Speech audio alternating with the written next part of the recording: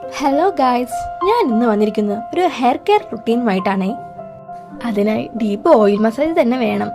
ആദ്യം മുടിയിലെ കെട്ടെല്ലാം മാറ്റാം. കൈകൊണ്ട് കോന്തി മാറ്റുന്നതാണ് കേട്ടോ ഏറ്റവും ഉത്തമം. ഞാൻ തലയിൽ യൂസ് ചെയ്യുന്നത് പേരച്ചൂട്ടിൻ്റെ ആയുർവേദിക് ഓയിലാണ് കേട്ടോ. എണ്ണ നന്നായി മുടിയിലും തലയൊട്ടിയിലും തേച്ച് പിടിപ്പിക്കണേ. മുടിയുടെ തുമ്പിൽ ഇതുപോലെ എണ്ണ തേക്കുന്നത് സ്പ്ലിറ്റൻസ് കുറയ്ക്കാൻ സഹായിക്കും കേട്ടോ.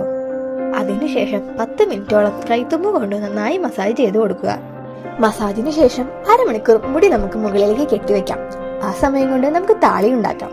താളിക്ക് ആദ്യം വേണ്ടത് കുറച്ച് ചെമ്പരത്തി പൂക്കളാണ് കേട്ടോ. പിന്നെ വേണ്ടത് കുറച്ച് ചെമ്പരത്തി ഇലകളാണ് കേട്ടോ.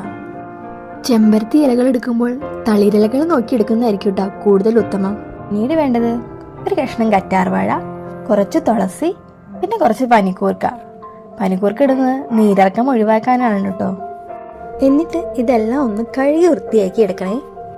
ഇനി മിക്സിയുടെ ജാറിലേക്ക് നമ്മൾ പറിച്ചെടുത്ത ചെമ്പരത്തിപ്പൂവ്, ചെമ്പരത്തിയില, പനിക്കൂർക്ക, തുളസി എന്നിവ ചേർക്കുക. കറ്റാർവാഴ കഷ്ണങ്ങളായി മുറിച്ചിടുന്നതായിരിക്കും അരഞ്ഞു കിട്ടാൻ എളുപ്പം.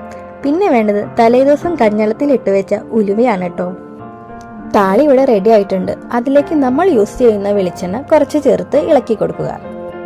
ഇനി നമ്മൾ മുടിയിലേക്ക് താളി ചേർക്കാം. മുടി 2ആയി പാർട്ടിഷൻ ചെയ്ത് മുടിയിലും തലയൊട്ടിയിലും നന്നായി താളി തേച്ച് പിടിപ്പിക്കുക.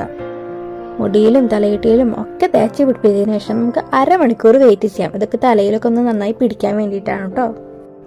താളിയൊക്കെ കഴുകി കളഞ്ഞത് എൻ്റെ മുടിയൊക്കെ നന്നായി ഉണങ്ങിയിട്ടുണ്ട് കേട്ടോ. എന്നിട്ട് ശേഷമുള്ള എൻ്റെ മുടിയാണ് ഈ കാണുന്നത്.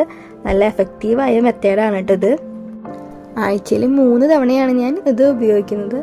പെട്ടെന്ന് റിസൾട്ട് കിട്ടുന്നതെന്ന് ഞാൻ പറയില്ല. കണ്ടിന്യൂസ് ആയിട്ട് 3 മന്ത് ഇത് യൂസ് ചെയ്താൽ എന്തായാലും ഒരു റിസൾട്ട് ഉണ്ടാവും കേട്ടോ. അപ്പോൾ ഇന്നത്തെ വീഡിയോ ഇത്രയേ ഉള്ളൂ. Okay, by.